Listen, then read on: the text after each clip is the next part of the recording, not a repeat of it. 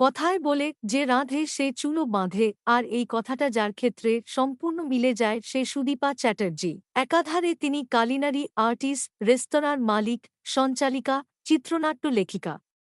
শুধু রান্না নয়, আড্ডার ছলে রান্না করেই বাংলার মন জয় করে নিয়েছেন তিনি। হাসিকান্নায় ১২ বছর বিবাহিত জীবন পার করল, কিন্তু সুখ বুঝি আর সইল না সুদীপার কপালে। তাই তো যে রান্না সুদীপাকে মান সম্মান পরিচিতি এনে দিল, সেই রান্নায় তাকে বিতর্কে জড়িয়ে ফেলল।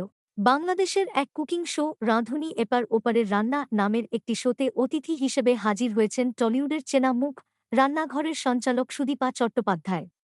সেখানে সঞ্চালক রান্না করেন গরুর মাংসের কোফতা। আর তারপর থেকেই ক্ষোভ সোশ্যাল মিডিয়াতে। রীতিমতো তুলোধনা করা হচ্ছে অভিনেত্রীকে। সুদীপা জানালেন, তার মা ছেলেকে নিয়েও অশ্লীল মন্তব্য পড়ছে একাধিক পোস্টে। সুদীপা জানালেন, গরুর মাংস নিয়ে ওঠা বিতর্ক কাণ্ডে অনবরত হুমকি পাচ্ছেন তিনি। এমনকি তাঁর প্রয়াত মা, ৫ বছরের শিশুপুত্রকেও টেনে আনা হচ্ছে। প্রাণনাশকারী হুমকি দেওয়া হচ্ছে আমাকে। আমাকে বলছে, রাস্তায় বের হলে জ্যান্ত জ্বালিয়ে দেবে। আমার ছেলেকে খুন করার হুমকি দিচ্ছে। ওকে স্কুলে পাঠাতেও ভয় লাগছে আমার। মহা বিপাকে পড়েছেন সুদীপা। এর সমাধানও বা কোথায় কিছুই বুঝতে পারছেন না তিনি।